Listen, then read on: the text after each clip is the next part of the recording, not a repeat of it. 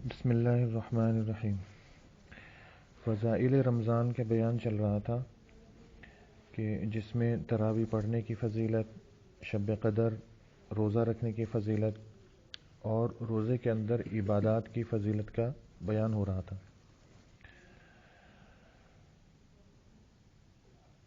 حضرت اقدس مولانا شیخ الہند رحمۃ اللہ علیہ تراویح کے بعد سے صبح کی نماز تک نوافل میں مشغول رہتے تھے اور یکے بعد دیگرے متفرق حفاظ سے کلام مجید ہی سنتے رہتے تھے، اور حضرت مولانا شاہ عبد الرحیم صاحب رائے پوری قدس اللہ سرہ کہ یہاں تو رمضان مبارک کا مہینہ دن اور رات تلاوت ہی کا ہوتا تھا کہ اس میں ڈاک بھی بند اور ملاقات بھی ذرا گوارا نہ تھی۔ بعض مخصوص خدام کو صرف اتنی اجازت ہوتی تھی کہ تراویح کے بعد جتنی دیر حضرت سادی چائے کے 1-2 فنجان نوش فرمائیں اتنی دیر حاضر خدمت ہو جایا کریں۔ بزرگوں کے یہ معمولات اس وجہ سے نہیں لکھے جاتے کہ سرسری نگاہ سے ان کو پڑھ لیا جائے یا کوئی تفریحی فقرہ ان پر کہہ دیا جائے، بلکہ اس لیے ہیں کہ اپنی ہمت کے موافق ان کی اتباع کیا جائے اور حتی الوسع پورا کرنے کا اہتمام کیا جاوے کہ ہر لائن اپنے مخصوص امتیازات میں دوسرے پر فائق ہے۔ جو لوگ دنیاوی مشاغل سے مجبور نہیں ہیں، کیا ہی اچھا ہو کہ 11 مہینے ضائع کر دینے کے بعد 1 مہینہ مر مٹنے کی کوشش کریں۔ ملازم پیشہ حضرات جو 10 بجے سے 4 بجے تک دفتر میں رہنے کے پابند ہیں، اگر صبح سے 10 بجے تک کم از کم رمضان مبارک کا مبارک مہینہ تلاوت میں خرچ کر دیں تو کیا دقت ہے؟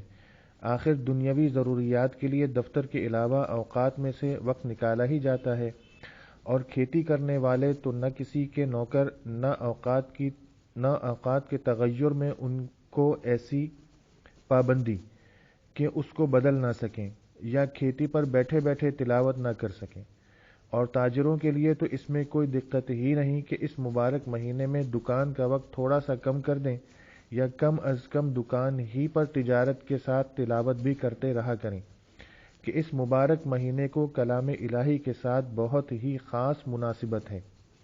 اسی وجہ سے عموماً اللہ جل شانہ کی تمام کتابیں اسی ماہ مبارک میں نازل ہوئی ہیں۔ چنانچہ قرآن کریم لوح محفوظ سے آسمان دنیا پر تمام کا تمام اسی ماہ میں نازل ہوا، اور وہاں سے حسب موقع تھوڑا تھوڑا 23 سال کے عرصے میں نازل ہوا۔ اس کے علاوہ حضرت ابراہیم علی نبینا وعلیہ الصلاۃ والسلام کے صحیفے اسی ماہ کی 1 یا 3 تاریخ کو عطا ہوئے، اور حضرت داؤد علیہ السلام کو زبور 18 یا 12 رمضان کو ملی، اور حضرت موسیٰ علیہ السلام کو توریت 6 رمضان مبارک کو عطا ہوئی، اور حضرت عیسیٰ علیہ السلام کو انجیل 12 یا 13 رمضان مبارک کو ملی، جس سے معلوم ہوتا ہے کہ اس ماہ کو کلام الہی کے ساتھ خاص مناسبت ہے۔ اسی وجہ سے تلاوت کی کثرت اس مہینے میں منقول ہے اور مشائخ کا معمول۔ حضرت جبرائیل علیہ السلام ہر سال رمضان میں تمام قرآن نبی کریم صلی اللہ علیہ وسلم کو سناتے تھے، اور بعض روایات میں آیا ہے کہ نبی کریم صلی اللہ علیہ وسلم سے سنتے تھے۔ علماء نے ان دونوں حدیثوں کے ملانے سے قرآن پاک کے دور کرنے کا جو عام طور سے رائج ہے استحباب نکالا ہے۔ بالجملہ تلاوت کا خاص اہتمام جتنا بھی ممکن ہو سکے کرے۔ حدیث کے آخر میں 4 چیزوں کی طرف خاص طور سے متوجہ فرمایا اور اس مہینے میں ان کی کثرت کا حکم فرمایا۔ نمبر 1 کلمہ طیبہ، 2 استغفار، 3 جنت کے حصول، اور 4 دوزخ سے بچنے کی دعا۔ اس لیے جتنا وقت بھی مل سکے ان چیزوں میں صرف کرنا سعادت سمجھیں، اور یہی نبی کریم صلی اللہ علیہ وسلم کے ارشاد مبارک کی قدر ہے۔ کیا دقت ہے کہ اپنے دنیاوی کاروبار میں مشغول رہتے ہوئے زبان سے درود شریف یا کلمہ طیبہ کا بھی ورد رہے، اور کل کو یہ کہنے کا منہ باقی نہ رہے۔ آگے فارسی کا شعر ہے،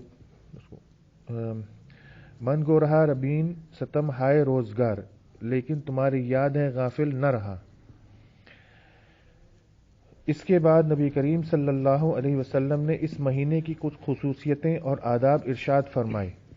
اول یہ کہ یہ صبر کا مہینہ ہے، یعنی اگر روزہ وغیرہ میں کچھ تکلیف ہو تو اسے ذوق و شوق سے برداشت کرنا چاہیے، یہ نہیں کہ مار دھاڑ ہول پکار جیسا کہ اکثر لوگوں کی گرمی کے رمضان میں عادت ہوتی ہے۔ اسی طرح اگر اتفاق سے سحر نہ کھائی گئی تو صبح ہی سے روزے کا سوگ شروع ہو گیا۔ اسی طرح رات کی تراویح میں اگر دقت ہو تو اس کو بڑی بشاشت سے برداشت کرنا چاہیے۔ اس کو مصیبت اور آفت نہ سمجھیں کہ یہ بڑی سخت محرومی کی بات ہے۔ ہم لوگ دنیاوی معمولی اغراض کی بدولت کھانا پینا، راحت، آرام سب چھوڑ دیتے ہیں، تو کیا رضائے الہی کے مقابلے میں ان چیزوں کی کوئی وقعت ہو سکتی ہے؟ پھر ارشاد ہے کہ یہ غمخواری کا مہینہ ہے، یعنی غربا اور مساکین کے ساتھ مدارات کا برتاؤ کرنا۔ اگر 10 چیزیں اپنی افطاری کے لیے تیار کی ہیں تو 2-4 غربا کے لیے بھی کم از کم ہونی چاہیے، ورنہ اصل تو یہ تھا کہ ان کے لیے اپنے سے افضل نہ ہوتا تو مساوات ہی ہوتی۔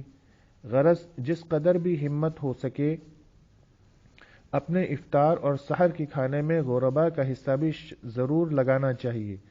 صحابہ کرام رضی اللہ تعالی عنہم اجمعین امت کے لیے عملی نمونہ اور دین کے ہر جز کو اس قدر واضح طور پر عمل فرما کر دکھلا گئے کہ اب ہر نیک کام کے لیے ان کی شاہراہ عمل کھلی ہوئی ہے۔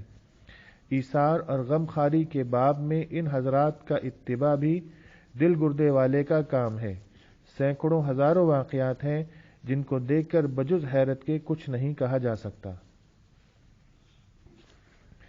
اللہ تعالی ہمیں بھی، رمضان ان قریب آنے والا ہے، بس 2 مہینے رہ گئے ہیں، ہمیں بھی توفیق دے کہ رمضان کو اس طرح سے گزاریں جس طرح سے احادیث میں رمضان گزارنے کا ذکر آیا ہے، یا کم سے کم اپنے اکابر کے ہی نقش قدم پر چلنے، اگر نہیں ہو سکتا تو جتنا ہو سکے اتنی کوشش کر لیں کہ یہ ایک ہی مہینہ ہوتا ہے کہ جس میں اپنی تمام تر حاجات اللہ کے سامنے پیش کرنا اور اللہ سے باتیں منوانا۔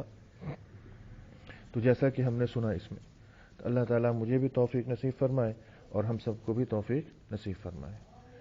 سبحان اللہ و بحمدہ، سبحان اللہ العظیم و بحمدہ، استغفر اللہ و اتوب الیہ۔